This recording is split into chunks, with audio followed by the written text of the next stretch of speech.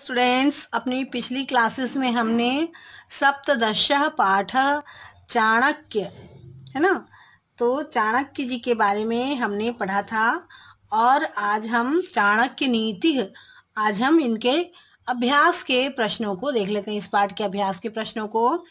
तो पहला है आपका एक पदेन उत्तरम लिखत रवि केन तपते। रवि जो है वो कैसे तपते हैं। रवि अर्थात सूर्य। रवि कैसे तपते हैं? तो रवि सूर्य से, सत्य से तपते हैं। सत्येन, रवि सत्येन तपते। फिर है दूसरा, दरिद्रता कया विराजते। दरिद्रता किससे सुशोभित होती है? तो दरिद्रता जो है वो धैर्य धारण करने से सुशोभित होती है। तो दरिद्रता धीरतया विराजते, ऐसा लिख सकते हैं आप, दरिद्रता धीरतया विराजते। फिर प्रश्न तीसरा है, कर्मानुसारिणी का, कर्म का अनुसरण करने वाली क्या है? तो कर्म का अनुसरण करने वाली है बुद्धि है। तो कर्मानुसारिणी बुद्धि है, ऐसा आपको लिखना है आंसर। फिर है प्रश्न नंबर घ, केन शर्वरी आह्लादिता। किससे रात्रि प्रकाशित होती है ना? तो चंद्रमा से, चंद्रमा से रात्रि जो है वो प्रकाशित होती है। तो चंद्रेण शर्वरी आह्लादिता, है ना, चंद्र से शर्वरी रात्रि जो है वो प्रकाशित होती है।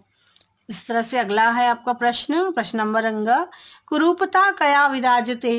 कुरूपता किससे सुशोभित होती है?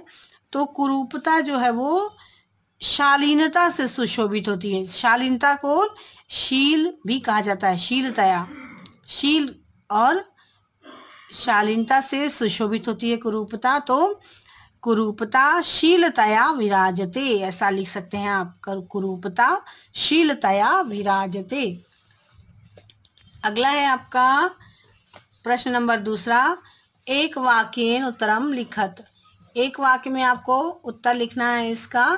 तो पहला प्रश्न है आपका, वाचा किम न प्रकाशयेत। वाणी के द्वारा क्या नहीं प्रकट करना चाहिए? तो वाचा मनसा चिंतितम कार्यम वाचा न प्रकाशयेत। मनसा चिंतितम कार्यम वाचा न प्रकाशयेत, है ना। मन से सोचा हुआ कार्य वाणी के द्वारा प्रकट नहीं करना चाहिए, क्योंकि अगर आपने ऐसे व्यक्ति के सामने अपने मन के कार्य को प्रकट कर दिया, जो व्यक्ति आपको, आपका भला नहीं चाहता, तो क्या करेगा वो? आपके कार्य में विघ्न भी डाल सकता है। इसलिए कभी भी अपने मन के कार्यों को, जब तक वह कार्य पूरा ना हो जाए, तो किसी के सामने प्रकट नहीं करना चाहिए। फिर है प्रश्न दूसरा, कैः पुत्राः विविधैः शीलैः नियोज्याः।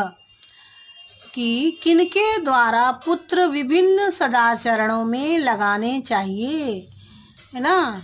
तो किनके द्वारा लगाना चाहिए? बुद्धि के द्वारा, है ना, बुद्धि और विद्वानों के द्वारा, है ना। तो बुद्धि के द्वारा पुत्र को विभिन्न सदाचरणों में लगाना चाहिए। तो आप लिखेंगे, बुधैः पुत्रा विविधैः शीलैः नियोज्याः। बुद्धि के द्वारा पुत्र को सदाचरणों में लगाना चाहिए। बुधैः पुत्राः विविधैः शीलैः नियोज्याः। फिर है अगला प्रश्न है प्रश्न नंबर ग, कः सर्ववस्तुषु हीनः। कौन है, ऐसी कौन सी वस्तु है जो सभी वस्तुओं से हीन है? हीन अर्थात सबसे निम्न है, निम्न कोटि की है। तो ऐसी कौन सी वस्तु है? तो यह विद्या रत्नेन हीनः, जिसके पास विद्या धन नहीं है वह सर्व वस्तु से हीन है, उसके पास कुछ भी नहीं है। जिसके पास विद्या का धन नहीं है वह हर तरह से दीनहीन है, उसके पास कुछ भी नहीं है। अगर जिसके पास विद्या नहीं, उसके पास कुछ भी नहीं है। इसीलिए कहा जाता है कि विद्या अर्जित करनी चाहिए, ग्रहण करनी चाहिए। हमें जितनी हो सके विद्या का ग्रहण करिए आप, है ना, सुपात्र बनिए। अगला प्रश्न है, कुलीनः दीनो अपि कान न त्यजति।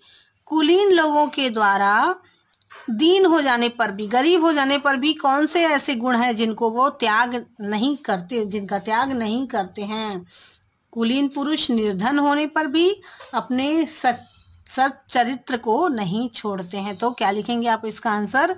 कुलीनः दीनो अपि शील गुणान न त्यजति। अगर कुलीन है, जो गरीब भी हो जाए तो भी अपने शील गुण को, सच्चरित्र को नहीं त्यागते, नहीं छोड़ते हैं। प्रश्न नंबर अगला है, छिन्नो अपि चंदन तरुह किम न जहाती।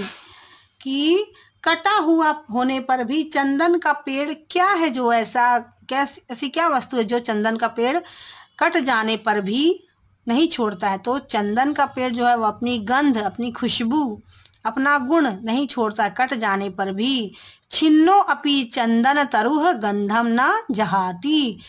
छिन्न भिन्न, कटा हुआ हो जाने पर, उसके टुकड़े टुकड़े हो जाते हैं, चंदन का वृक्ष है उसके छोटे छोटे टुकड़े हो जाते हैं, फिर भी वह अपना गंध, अपना गुण नहीं छोड़ता है। वैसे ही जो अच्छे मनुष्य होते हैं किसी भी स्थिति में अपने गुण नहीं छोड़ते हैं, और ऐसे ही लोग महान कहलाते हैं। तो आज के लिए इतना ही। अपनी अगली क्लास में हम इस पाठ के अगले प्रश्नों को हल करेंगे।